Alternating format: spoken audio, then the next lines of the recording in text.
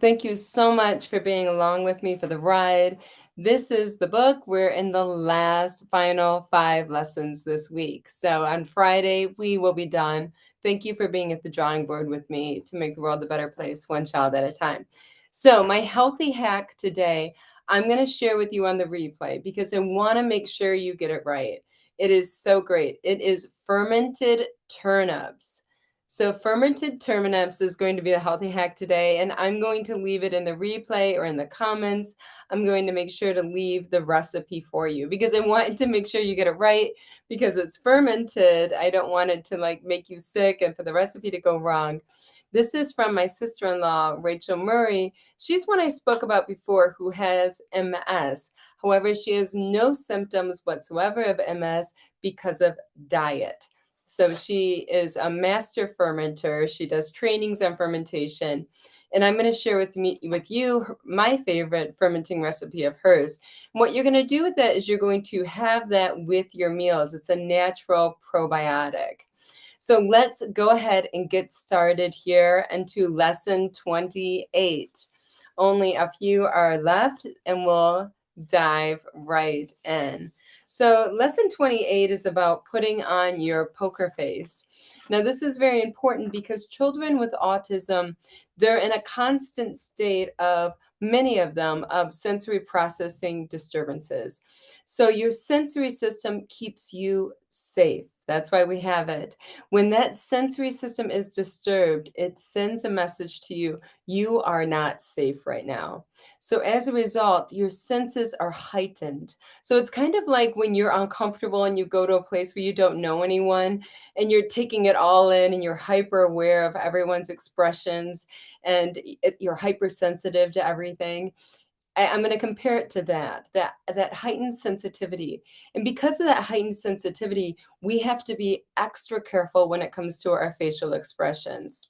So what I found in my experience that even when I'm not in the view of the children, if someone's making a facial expression that's just their eyes really big, like rolling their eyes like I'm going crazy here, this is driving me nuts, the child is picking it up. So let's get on to lesson 28. Put on your poker face. Okay. It's been a rough, all right, here goes. It's been a rough day. Looking at the teacher, her face could have easily been on a migraine commercial. Her frown and furrowed brows, with the addition of her rolling eyes to top it off, indicated that the white flag of surrender was about to be raised. Children with autism often have widespread sensory perception difficulties. It is important for adults to be mindful of how easily children can misinterpret expressions and body language. This misinterpretation of facial expression is not only the case in live personal interactions, but even when faces are displayed on pictures, photos, or in video. A frown or a furrowed brow can easily be interpreted to the child as an emotion of anger and contempt. A slightly raised voice or change in tone can be interpreted as yelling, resulting in the child having a flight, fight, or freeze, fawn, or reaction. This often results in the child responding with dysregulated outbursts. We can prevent problems for to by sorry, we can prevent problems from occurring by remaining calm and putting on our poker face, even in the most challenging situations. Yes, a high-pitched scream can simultaneously bring pain to our ears and our brains. However, a visual reaction to it could easily escalate it. Communication is dynamic and transactional. Each turn is in response to one another. As an example, I've observed children with autism to be seemingly aware of others rolling their eyes even when they're out of their direct eyesight behind them. This could be attributed to being in a heightened state of awareness due to sensory disturbances. We can never be too careful, regardless of whether or not children are directly viewing our faces. So, if you've worked with children with autism, you've probably noticed this.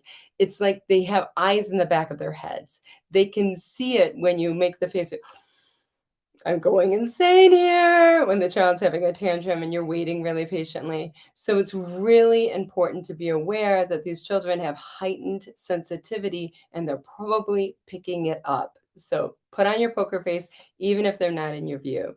So let's go into the 5 high 5 tips.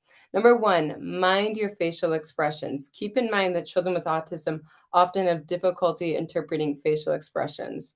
Number 2, mind your vocal expressions. Keep in mind that children with autism typically have auditory perception difficulties. Number 3, consider exaggerating your positive facial expressions so that the child can interpret positive expressions despite their overwhelming sensory and facial processing challenges.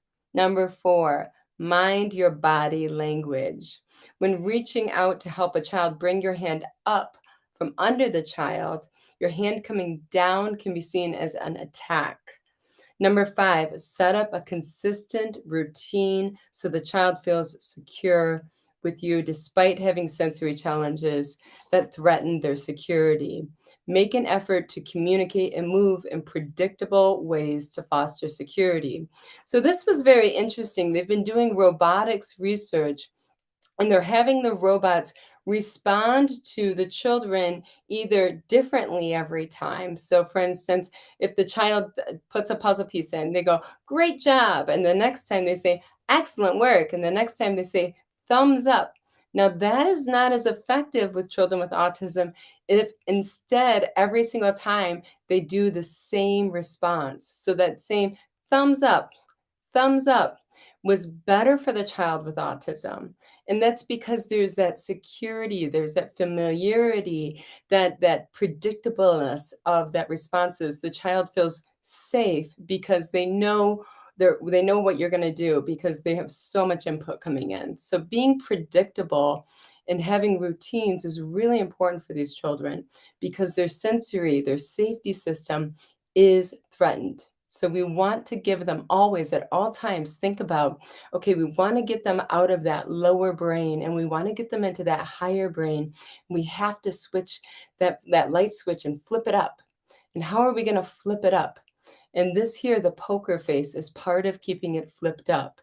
So it flips down when they misinterpret our facial expressions or when we're behind them and we're making that face and they're totally picking it up. So just take all of this information today, roll up your sleeves, and make the world a better place, one child at a time. You're always going to be first.